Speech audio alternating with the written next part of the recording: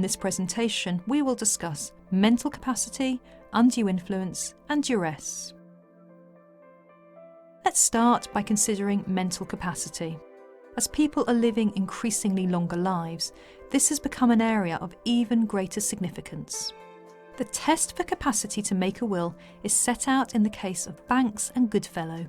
This historic test was more recently reconfirmed in the case of Walker and Badmin. A testator must understand A. The nature of his act, in other words, that he is making a will, and its broad effects. B. The extent of his property. And C. The moral claims to which he ought to give effect.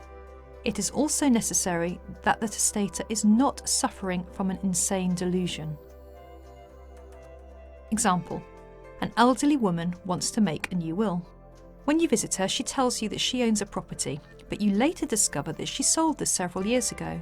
The woman therefore fails the Banks and Goodfellow test, as she does not understand the extent of her property.